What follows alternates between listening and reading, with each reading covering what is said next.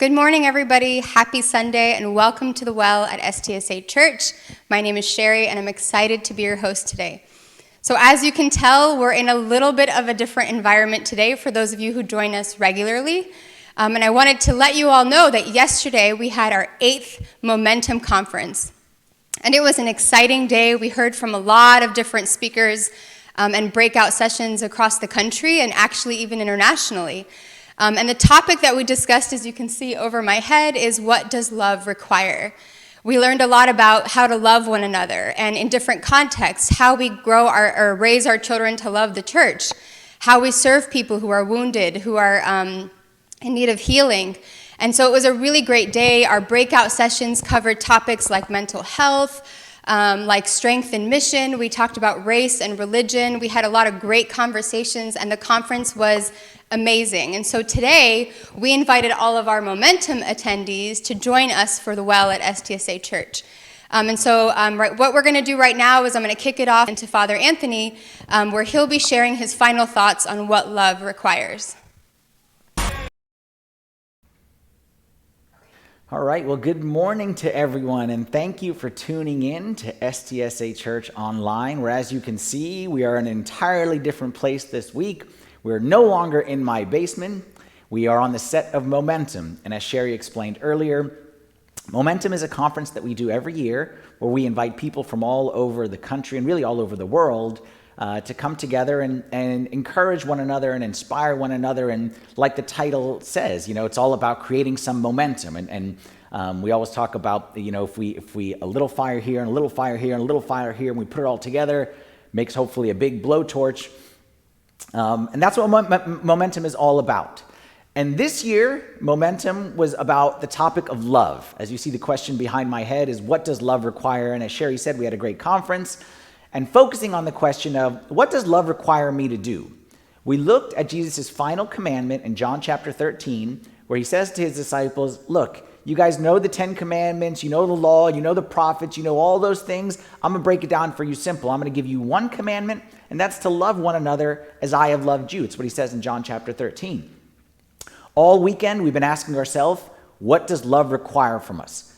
Today, we're going to wrap up that topic about love by asking a different question. And the question I want to answer today is, how do I be the GOAT? You've heard the expression before, the GOAT, right? The greatest of all time. In my household, it's an expression that we hear, we discuss all the time. I have a 15-year-old son and a 13-year-old daughter. And you cannot make it 24 hours without hearing a discussion about the GOAT in whatever category it may be.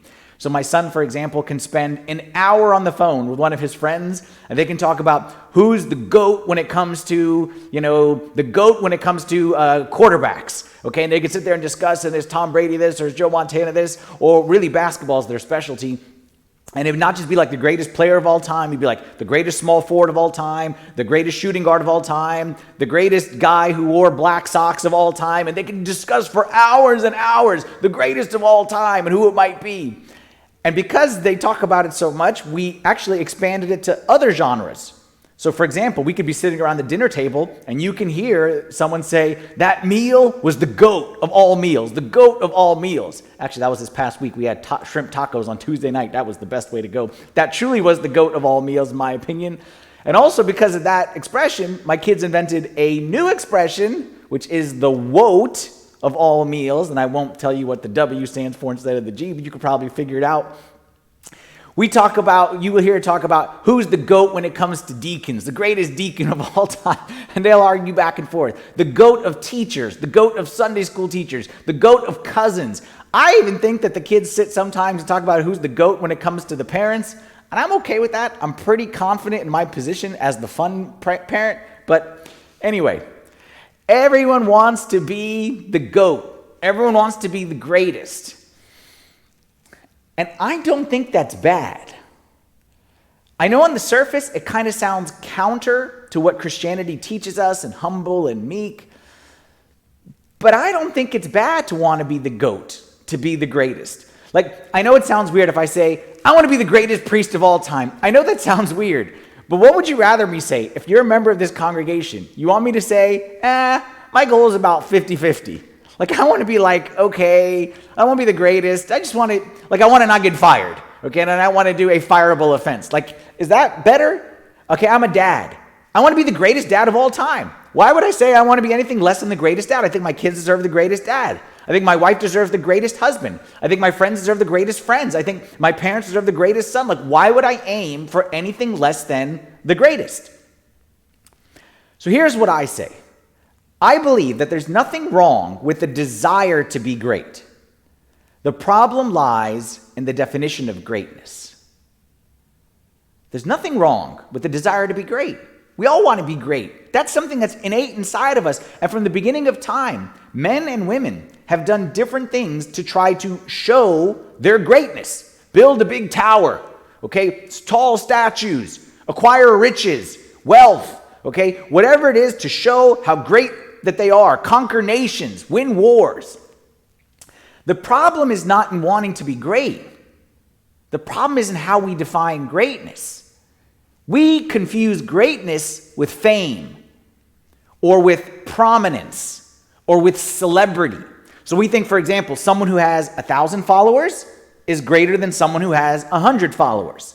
Or a post that gets 1,000 likes versus one that gets 100 likes. We think in terms of numbers. We think in terms of net worth. We think in terms of where your position is on the org chart. We think in terms of how big your house is. We look at greatness, and the desire is not bad. The problem is the definition. The world defines greatness in a very self-serving and self-promoting way. It's all about me. It's all about people to see me and notice me and look at me, look at me, look at me. But Jesus had a different view. Jesus spoke often about being great, and we'll look at a passage right now. We'll see it in more detail. Jesus spoke in quite several times, quite a few times. Jesus spoke about being great, and Jesus didn't shy away from it. He says, "I want you to be great, and this is what it takes to be great, and I want you to do this, that my Father will say you are great." But the difference is the definition of what it means to be great. So, according to Jesus, my greatness comes from one thing, comes from serving others, not from serving myself. World says greatness from self-serving, self-promotion, all about me. Jesus says greatness from serving one another. We're going to go to a passage right now from the Gospel according to St. Luke chapter 22. And truly, it is a remarkable passage. You'll see why in a second here.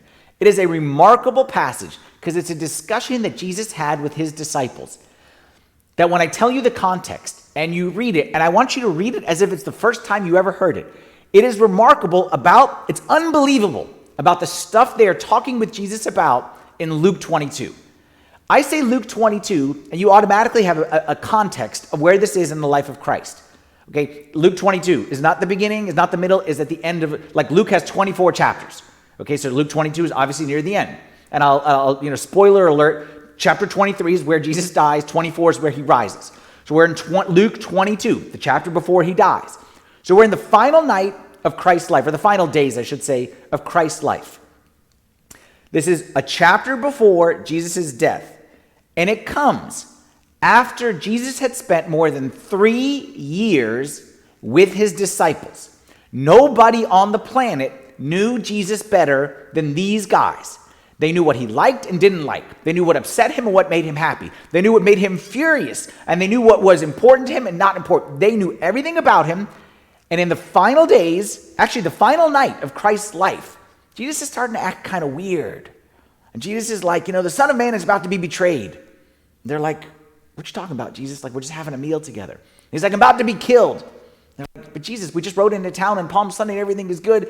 And it's about to be scourged and hands of sinners." And they're not understanding. And Jesus is saying all these like cryptic things.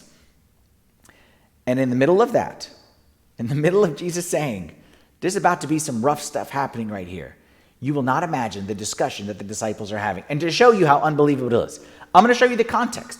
We're going to go to Luke chapter 22. We're going to start in verse 19, which isn't related to what we're talking about, but just so you see the context. Luke 22, verse 19. This is the Last Supper, day before, 24 hours before Christ is crucified. "And he took bread, gave thanks and broke it, and gave it to them, saying, 'This is my body, which is given for you. Do this in remembrance of me. Again, Jesus speaking here and saying, guys, I'm giving you my body. And they're like, what is Jesus talking about? Gets even weirder. Verse 20. Likewise, he also took the cup after supper, saying, this is the cup of the new covenant in my blood, which is shed for you. To which they're thinking like, what are you talking about, Jesus? No one is shedding your blood. You're sitting right in front of us. How can this be your blood when you're just sitting there and it's just a cup of wine? Verse 21. Behold, the hand of my betrayer is with me on the table, and truly the Son of Man goes as it has been determined, but woe to that man by whom he is betrayed. Okay, so there, I just set the scene for you. This is my body. This is my blood, about to be betrayed. Woe to the man by whom is betraying me. This is the context. What would be the natural response of Jesus' closest friends to this comment? The Son of Man's about to be betrayed. Everything's about to go downhill. What is you? You are a disciple of Jesus. What is your next thought out of your head? Watch the next verse, verse 23. Then they began to question among themselves which of them who would do this thing. The next verse, okay? So Jesus said, my betrayer. They question who it is they're going to do this thing. Now the next verse. Ready? Verse 24. Now there was a dispute among them as to which of them should be considered the greatest. Are you kidding? What? Here I am. I come to you in church on Sunday, and I say to you, guys, this is my last Sunday here. I'm going, and it's going to be bad. It's going to be ugly. It's going to be horrific, and one of you is going to be the one to betray me. And it's going to be the worst thing that you could possibly imagine, and you can't imagine the horror that's about to come. And then imagine that Father Timothy, okay, my partner in crime, partner in the ministry, okay, he serves with me. The Father Timothy says, what's going to happen to your office? What? Are you going to need that parking spot? Like, wait, what size robe are you, Father Anthony? Like, imagine that. Like, I'm saying this is the worst thing that's ever happened. And Father Timothy's like, yeah, can I? What? I'm trying to picture in my mind what it was like at that Last Supper. Jesus speaking like very heavy words. And I'm picturing the disciples having this dispute among them. I'm picturing Peter. Peter was always the first one to talk. So I'm sure Peter was like, okay, Jesus is going to go. Okay, it's just us. I'm in charge right here. I'm going to be the greatest. And all like, how could you be the greatest? And there's this dispute. And Peter's like, guys, for sure it's me. Are you kidding me? Don't you remember a little something called walking on water? You remember where I was on the water while you suckers was sitting in the boat? You remember that? And I'm out there with Jesus and I'm doing the two-step. And then, of course, John chimes in, and John and Peter had this kind of thing going with each other. And John's like, yeah, I remember what happened after a couple seconds and when you started to sink under the water there. For sure, John would say, for sure, I'm the one that's the greatest. How many people did Jesus refer to as the disciple whom I loved? Like it's written in the gospel. I think it's in the fourth gospel. I think it's written there. To which James would reply, James would say, bro. James could say bro because John was his brother. Okay, so James would say, bro, we all know you wrote that gospel. Enough with the third person. Like we all know that you wrote that. Just call yourself by your name. Why you got to say the disciple who Jesus loved? And then poor Bartholomew in the back in the corner at the kids' table over there. No one knows Bartholomew. Bartholomew raised his hand and said, I think I'm the greatest. And everyone's like, Bartholomew, you be quiet. Okay, no one even knows who you are. People are going to hear the word Bart. They're not going to think you. They're going to think of a character from The Simpsons before they think of you. You're not the greatest. The night before, Jesus died on a cross. Right after he gave his body and blood, the disciples, the people closest to him, are discussing who would be the greatest. It goes on, verse 25. Jesus says to them, look here, guys, the kings of the Gentiles exercise lordship over them, and those who exercise authority over them are called benefactors. Not so among you. Makes it clear. You are different than them. Nothing wrong with desire to be great, but your definition of greatness, not so among you. He goes on. On the contrary, he who is the greatest among you, let him be as the younger, and he who governs as he who serves. For who is greater, says Jesus? Who is greater? He who sits at the table or he who serves? To which they would all reply, like think about this. They would all reply, he who sits at the table is greater. Like that's what they would say. Who is greater? He who sits at the table, he who serves. They would say, he who is at the table. And look what Jesus says after that. He says, is it not he who sits at the table? Yet I am among you as the one who serves. Jesus is saying, you guys think that the guy who's sitting at the table, he's the greater. But here I am, and I'm on the floor washing your feet. So you tell me who's greater. The one who's being served? That's what the world says. Or the one who's doing the serving? Nothing wrong with wanting to be great. Nothing wrong with wanting to be great. That's a desire that I believe that is honorable to God. Like I said, it is honorable for me to say, I have 2 kids. I want to be the greatest dad ever. I want to be the greatest husband. Okay? I stood in front of an altar 19 years ago and said, I'm going to marry this woman. And I think in front of God, the most honoring thing I can do is aim to be the greatest husband on the planet. And you, as your priest, why would I want to be anything less than the greatest priest? The problem is not in the desire to be great. The problem is in the definition of the greatness. And the problem with these disciples is they were looking at it like we look at it oftentimes in a worldly way, that he who is strongest is greatest. He who is most prominent is greatest. And in fact, you know the really bad thing about this discussion right here? This actually wasn't the first time that Jesus said this to them. Okay, look at this verse from Matthew 23. This happened earlier. Matthew 23, verse 11. Jesus had already told them, he who is greatest among you shall be your servant. Jesus had already made it clear, and they didn't understand the message because it's so counter to everything they had been raised and taught, just like us. So, what I want to talk about here today for a few minutes, I want to talk about how to be the greatest of all time. And we see, like we already showed right there, that being the greatest of all time has nothing to do with prominence, has everything to do with serving one another. Now, before I get into what that kind of looks like, those who are members of the STSA church family would notice that here at STSA, I rarely use the word servant. Okay, most churches, you grew up in a traditional church, you talk about servants. So anyone who's teaching Sunday school is called a servant. Or the servants who are the ones who, come early and set things up. Or the servants and the servants and the servants. And we don't use that word. Okay, we tend to use the word volunteer.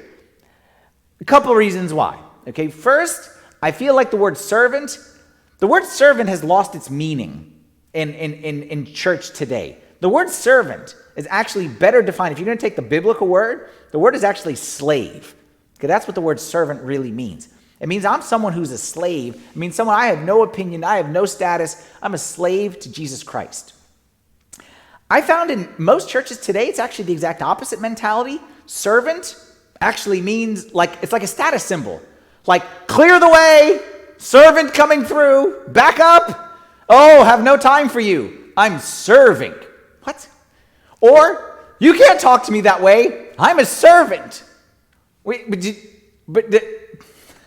So I found that we use the word servant in the exact opposite way. That's why we use servant as the high class. Those are the servants. We use servants are have special meetings, special handshakes. Okay, that you got to know the code word to get into this. Oh, sorry, sorry, you're not a servant. I'm sorry. One day you can. Okay, and then there's a pyramid. There's an org chart for servants. So there's servant. Okay, that's that's your entry level position. Okay, and then you could get up to head servant. Head servant is manager level. Okay, so you want to be head servant, and then the creme de la creme, the top is a position called the coordinator. Okay, that's where you're really trying to get to. You can get to a coordinator and a coordinator meeting. Boom, you have made it big time. Look at me, I'm a coordinator. So basically, we got rid of that word servant. Okay, we use the word volunteer. I think it's clear. I think also a person who's walking into church, and if everyone knows what a volunteer does, someone who volunteers their time. So we don't use the word servant. But there's another reason that we don't use it, and that's what I want to talk about a little bit here. Am I a servant? Let me ask you this question. Am I a servant just because I do a job at church? I stack chairs at church. I serve coffee at church. I teach kids at church. Does that make me a servant of God? And the flip, if I don't do any of those things, does that mean I'm not a servant? Is the definition of serving so limited as to only mean a job in the church? I don't think so. And I think there's people out there who don't do any of those jobs, but they're serving God to the fullest of their ability. And I also think there's people who do those jobs, but do it without a servant heart or servant mindset. So to me, volunteering is a job we do. Servant is something greater than that. And that's what I want to talk about now. I want to talk about what it means to be a servant, how it is that we serve, or how we serve the right way, and why we should do it. Let's start with the what. What?